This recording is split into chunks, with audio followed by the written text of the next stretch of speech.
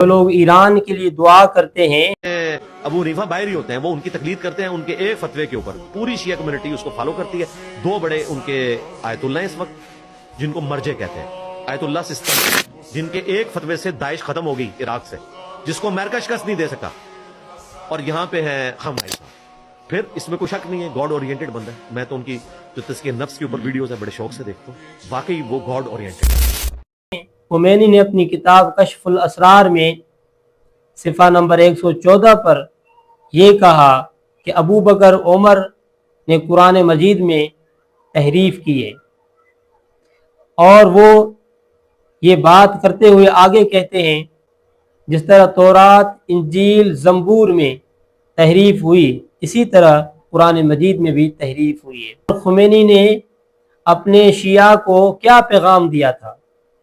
ان کا پیغام کیا تھا؟ جب اس نے یہ کتاب لکھی تو کیا آج اس کو شیعہ نہیں مانتے؟ اس کتاب کو، اس کو اچھا نہیں سمجھتے ہیں؟ تو مجھے بتائیں کہ خمینی کے نزدیک قرآن بھی محفوظ نہیں ہے۔ ہمارا اصل فخر تو یہ ہے کہ اس کتاب کے اندر کوئی تبدیلی نہیں ہوئی، کوئی تحریف نہیں ہوئی۔ حضرت ابو بکر اور حضرت عمر رضی اللہ تعالیٰ عنہ کے اوپر اتنا غصہ، اتنا غم، اس لیے کہ ان کو اول خلیفہ کیوں بنایا گیا، اس کے بعد عمر فاروق کو خلیفہ کیوں بنایا گیا، اس بات کا ثبوت ہمیں آگے ملتا ہے۔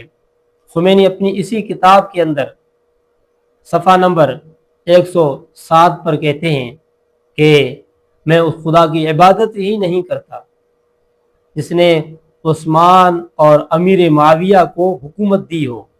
اصل غصہ تو یہ تھا جس کی وجہ سے ابو بکر عمر رضی اللہ تعالیٰ عنہ کو برا بھلا کہا جا رہا ہے، اور اس کی ضد میں قرآن مجید کو بھی معاف نہیں کیا۔